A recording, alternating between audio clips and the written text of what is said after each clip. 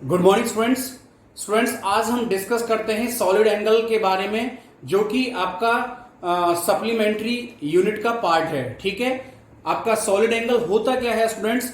ये एंगल होता है two dimension at three dimension space पर, जिसे हम क्या कहते हैं? आपका सॉलिड एंगल कहते हैं। ठीक है, अगर सॉलिड एंगल के बारे में मैं बात करूं तो इसका जो यूनिट होता है वो आपका स्ट्रेडियन होता है, और स्ट्रेडियन जो होता है आपका थ्री डायमेंशनल होता है, थ्री डायमेंशन होता है। एंड एग्जांपल की बात करूं तो मैं जस्ट लाइक ए बॉल जो होता है वो आपका थ्री डायमेंशन होता है। ठीक है, तो देखिए अब मैं बात करता हूं स्ट्रेडियन क्या होता है। स्ट्रेडियन होता है आपका, इसको रिप्रेजेंट किया जाता है डी ओम से, और ये थ्री डायमेंशन एंगल होता है। तो क्या होता है? It is the centre of the sphere, it is the center of sphere which area is equal to the square of radius। यह सेंटर ऑफ स्फीयर होता है जिसका एरिया इक्वल होता है आपका रेडियस के स्क्वायर के लिए।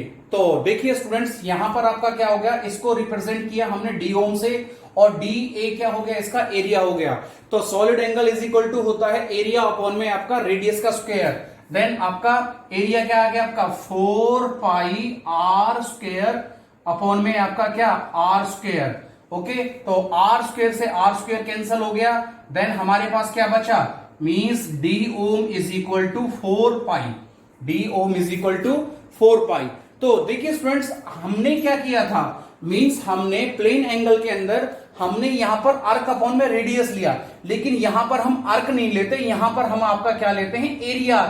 एरिया लेते हैं, एरिया ऑफ द स्फीयर। ठीक है, और हमने वहां पर आपका डिस्टेंस आपका सिंगल आर लिया था, और यहां पर हमने स्क्वायर लिया था। क्यों लिया था? अगर देखिए हम क्या करते हैं, हमें यहां पर जो एंगल चाहिए वो रेडियन में चाहिए। ठीक है, तो अगर हम यहां पर आपका आर सिंगल ले लेते तो एक आर ऊपर बच जाता, जो कि एंगल को मेजर नहीं कर पाता, इसलिए हम आर स्क्वायर यहां पर इसका रेडियस का वैल्यू लेते हैं। ठीक है, और इसे हम क्या कहते हैं? आपका means this concept is known as solid angle. Okay,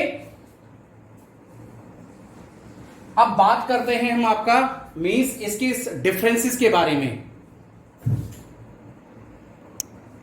देखिए स्टूडेंट्स, अब हम ये नेक्स्ट टॉपिक करेंगे जिसमें हम पढ़ेंगे आपका डिफरेंस क्या होता है सॉलिड एंगल और प्लेन एंगल के बीच में। तो जैसा कि आप जानते हो, फर्स्ट पॉइंट क्या कहता है, ये टू डायमेंशन एंगल होता है थ्री डायमेंशन स्पेस पर, लेकिन ये क्या होता है आपका सेंटर ऑफ सर्कल, सॉरी, ये आपका क्या होता है? सेंटर ऑफ सर्कल होता है। By an arc is equal to the radius of circle. ठीक है, यानी इसमें जो आर्क होती है वो इक्वल होता है रेडियस ऑफ सर्कल के। ठीक है, अच्छा, सेकंड पॉइंट क्या कहता है? ये टू डायमेंशन एंगल होता है। ठीक है, और ये थ्री डायमेंशन एंगल होता है। सॉरी, ये होता है आपका थ्री डायमेंशन, और ये होता है आपका टू डायमेंशन। ओके, तो अच्छा, इन सॉलिड एंगल में रेडियस इज स्क्वायर होता है। ठीक है, और इसमें क्या होता है? रेडियस सिंगल होता है। अच्छा, इन सॉलिड एंगल में जो एरिया होता है, एरिया ऑफ द स्फीयर होता है, और इसमें क्या होता है? इन प्लेन एंगल में आर्क ऑफ द लेंथ होती है या फिर डिस्टेंस होती है। और इसमें फिफ्थ पॉइंट अगर मैं डाल लूं तो एक आपका जो बॉल होती है, जस्ट लाइक ए फुटबॉल,